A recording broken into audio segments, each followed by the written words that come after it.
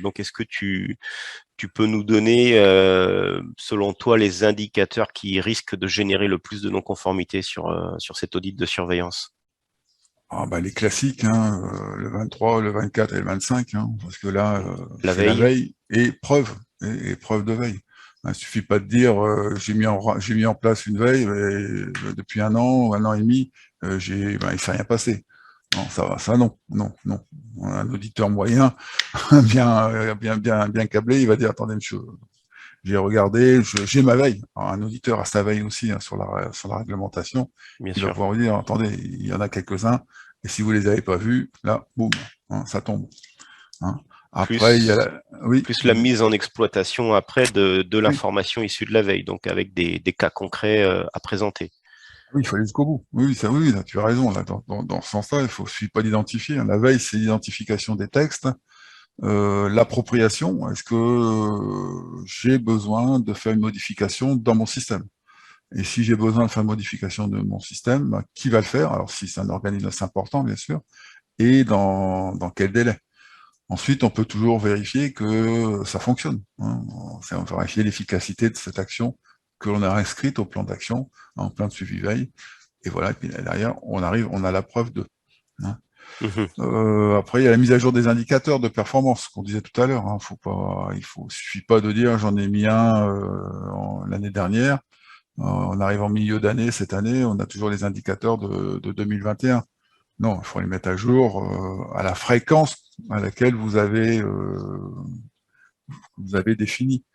Alors n'oubliez pas, hein, que l'auditeur, lui, a le rapport de l'an dernier, hein, les promesses que vous lui avez données, hein, il va les connaître, il va les lire, il va s'en rappeler surtout. Ouais. Il va s'en rappeler. Ok. Voilà. Et puis on a parlé de la partie, oui, amélioration continue aussi, qui risque d'être assez délicate, qui pourra générer des non-conformités, car un manque d'habitude peut-être des organismes, c'est nouveau pour eux. Ouais, ouais, c'est surtout ça.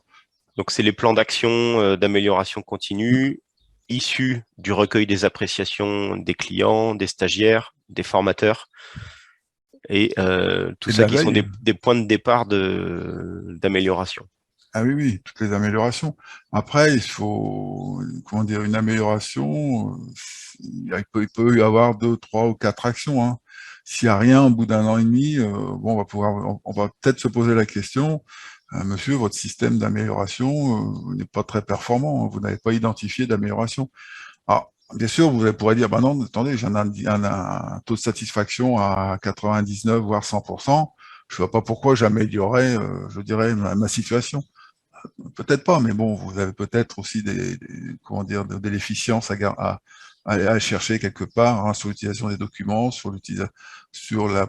alors, 23, sur le 24 ou le 25 les indicateurs, hein, surtout le 25, hein, peut-être d'améliorer vos supports de formation. Vous voyez, votre méthodologie aussi. Donc, Mhm. ça, c'est des évolutions. L'amélioration continue, c'est une volonté interne, hein, donc il y a une volonté interne d'améliorer ses performances, hein, et d'améliorer on dirait sa productivité, hein, et il y a une volonté qui est induite aussi par les réclamations. Hein, donc ça, c'est les clients qui vont vous pousser un peu comment dire, pour initier des actions d'amélioration. Mais vous pouvez le faire Mhm. vous-même. Hein. Bien Un sûr. auditeur vous dira, attendez, c'est oui, ok, 100% de satisfaction, mais je dirais, essayer de voir un peu plus loin. Et puis, on ne garde pas 100% de satisfaction en s'endormant sur ses lauriers. En général, celui qui a 100%, c'est qu'il travaille déjà beaucoup l'amélioration continue. Oui, oui. Hop.